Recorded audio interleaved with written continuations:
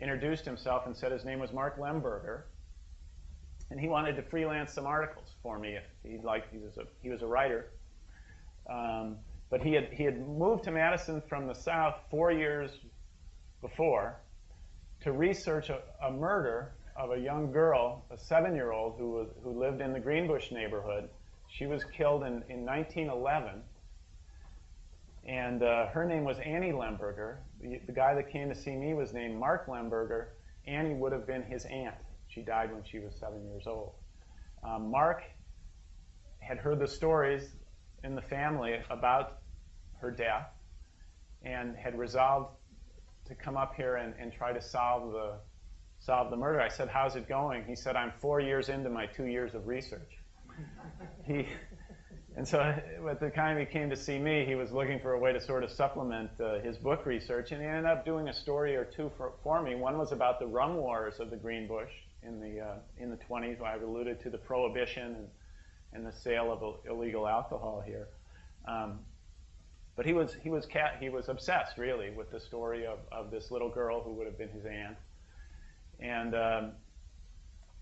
at the time, they estimated 10,000 inches of newspaper stories nationwide were written about this case.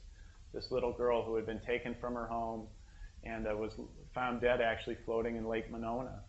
A neighbor was charged with the crime, served some jail time, and then wound up being let out of jail after a appellate court judge decided that the evidence had been unfairly presented. Mark's grandfather, Annie Lemberger's father, was eventually charged with the crime. He was eventually set free as well when a witness failed a polygraph, and it was one of the first times of the polygraph was ever used. So A&E did a show called Forensic Firsts on the polygraph about a year or two ago and mentioned the Lemberger case. Mark ended up, he did write his book. It was published several years ago under the title Crime of Magnitude.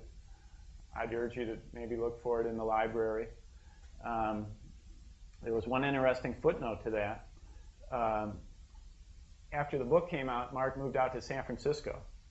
And although the book might not have great interest there, he did donate copies to the local libraries. And one day he got a phone call, and it was from a woman who had checked his book out of the library and said, "There's this part in the book where the Lembergers have a dog and something happens, and I'm just wondering why the dog didn't bark. That seems odd." Well, Mark asked her if she might have they'd meet for a cup of coffee, and he'd explain his theory of the case to her, and she agreed. And as I wrote in a column about it at the time, he not only told her the answer to the dog riddle, he married her. Mark and Penny now have a daughter and are living in York, South Carolina. So the Greenbush even sparked true love.